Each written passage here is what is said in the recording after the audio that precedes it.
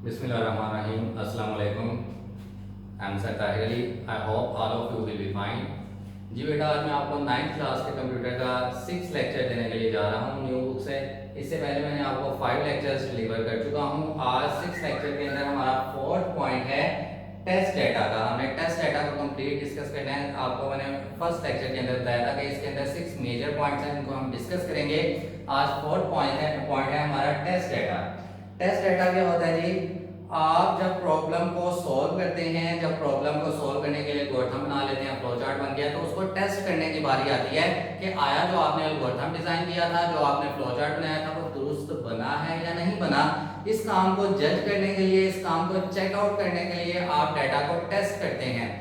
Different types के आप data देते हैं, उसको वैल्यूज देते हैं, इनपुट करते हैं और उसका रिजल्ट देखते हैं कि आपका आंसर जो है आपके रिक्वायरमेंट के मुताबिक आता है या नहीं आता। अगर रिक्वायरमेंट के मुताबिक आ रहा है तो फिर वेल एंड गुड है, आपने प्रोग्राम दुरुस्त बनाया है। लेकिन आपके रिक्वायरमेंट के मुताबिक अगर आपका रिजल्ट नहीं निकल पा रहा, इट मींस कि आपके प्रोग्राम के अंदर मिस्टेक हो सकती है।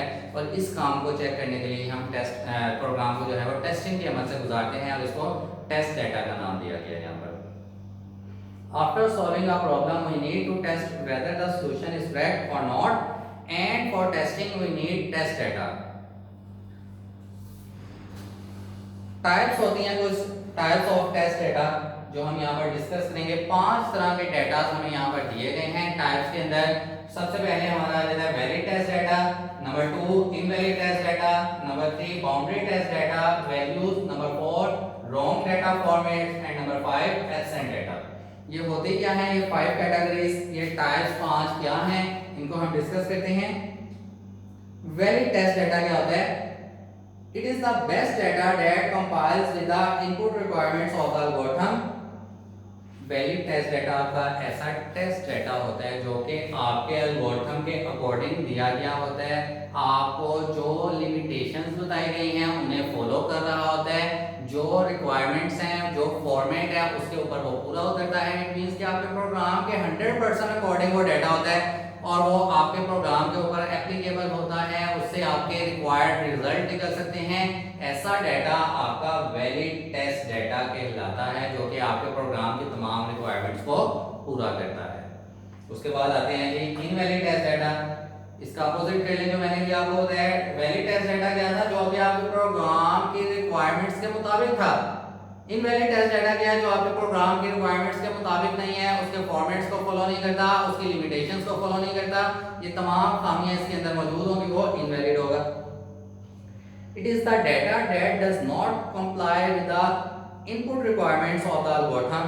It is necessary to make sure that the solution correctly works for invalid value, shows the relevant messages notifying the user that the provided input values are improper. यानी improper data होगा, आपके जो programme algorithm है उसके according नहीं होगा, उसके requirements के ऊपर पूरा नहीं उतरता होगा, वो आपका इनवैलिड टेस्ट डाटा है।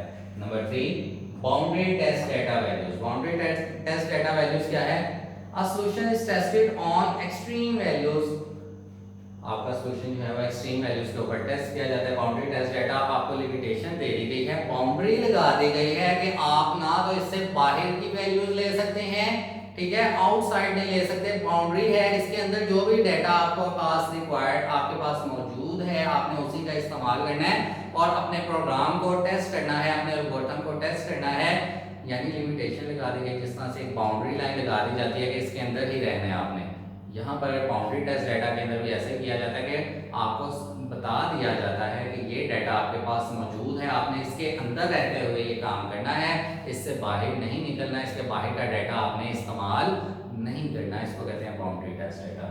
नंबर 4 हमारा आ जाता है wrong data formats. Wrong data formats क्या है? हमारे पास रिक्वायर्ड जो फॉर्मेट है हम उसका इस्तेमाल नहीं कर रहे, बल्कि फॉर्मेट चेंज कर देते हैं। फॉर एग्जांपल JPEG की जगह पर हम JPEG है। फॉर्मेट 2 तरह से होते हैं पिक्चर्स के, JPEG है, और भी टाइप्स होती हैं, हम उसका इस्तेमाल नहीं करते बल्कि कोई और फॉर्मेट ले लेते हैं, ठीक है।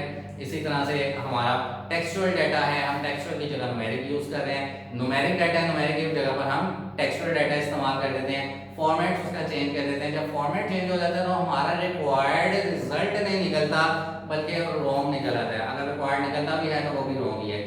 क्योंकि हमने उसका स्पेसिफिक फॉर्मेट इस्तेमाल ही नहीं किया जो हमें रिक्वायर्ड था। जब तक हम स्पेसिफिक फॉर्मेट इस्तेमाल नहीं करेंगे, रॉन्ग फॉर्मेट ही इस्तेमाल करेंगे, तो वो रॉन्ग डाटा फॉर्मेट की कैटेगरी के अंदर आएगा। डाटा आपने वही इस्तेमाल करना है जो आपका रिक्वायर्ड फॉर्मेट के अंदर मौजूद हो। अगर रिक्वायर्ड फॉर्मेट के अंदर डाटा मौजूद नहीं है तो आप इस्तेमाल नहीं करेंगे।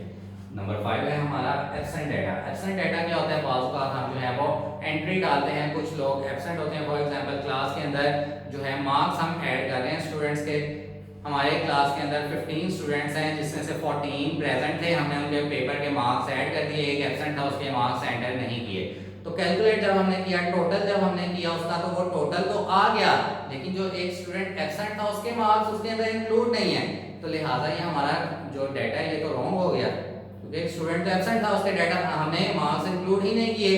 तो वो ऐसा डाटा जो कि मौजूद ना हो वो एब्सेंट डाटा कहलाता है। और ऐसी सूरत में कि अगर आपका कोई डाटा एब्सेंट है, कोई स्टूडेंट एब्सेंट है जिसके हमने मार्क्स एंटर नहीं किए, तो हमें सॉल्यूशन की तरफ नजरसानी करनी पड़ेगी, एक बार चेकआउट करना पड़ेगा उसको, आया कि हमारा आंसर के ऊपर तो इसका कोई इफेक्ट नहीं पड़ा, आंसर उसने जो दिया है वो ठीक दिया या गलत दिया है। उसने कहीं 14 स्टूडेंट्स के मार्क्स ऐड करके रिजल्ट 15 का तो शो नहीं कर दिया। तो ये हमें खुद से देखना पड़ता है प्रोग्राम के अंदर एब्सेंट डाटा की सूरत में कि ऐसा डाटा जो हमारे पास मौजूद नहीं है, हमने वहाँ पर एंटर ही नहीं किया, उसके बाद हमारा क्या रिजल्ट निकल रहा है। ये डाटा की कुछ टाइप्स थी जो आज हमने टेस्ट डाटा के अंदर डिस्कस की हैं।